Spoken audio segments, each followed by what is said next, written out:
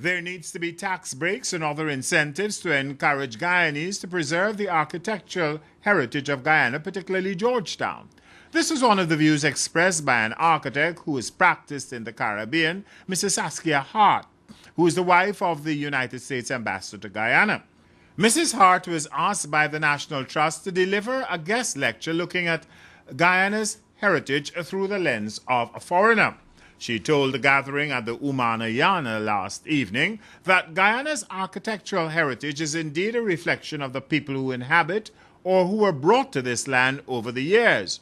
She noted, however, that Guyana is given to the rest of the Caribbean its unique vernacular in terms of the Demerara windows and its traditional simple timber houses. The wife of the U.S. ambassador made a strong case for the private-public partnerships to be used in the restoration of City Hall, for example, and other well-known buildings in the city. The first step in promoting heritage tourism is to completely depoliticize it and create an atmosphere conducive to public-private partnerships between the government and private sector. Businesses and local developers can and should be encouraged to receive tax credits for choosing to restore and occupy a historic building. This has been done in many places. The environmental impact of a restoration creates an eco-friendly structure that speaks to green and sustainable design.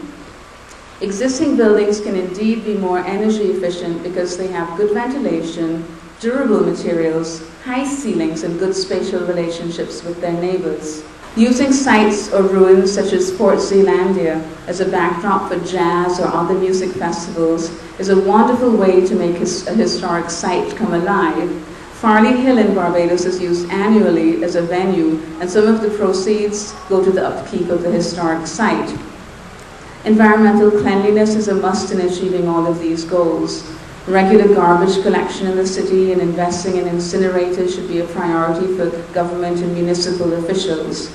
She highlighted the fact that some of the buildings were restored, like Red House and Austin House in Kingston, and made passing reference to the fact that some of the designs of new buildings going up in the city are kind of out of scale with what the city looks like and may put a drain on the city's resources. She also made a passionate call for the documentation of the heritage of Guyana and the greening of Georgetown, particularly new buildings and developments.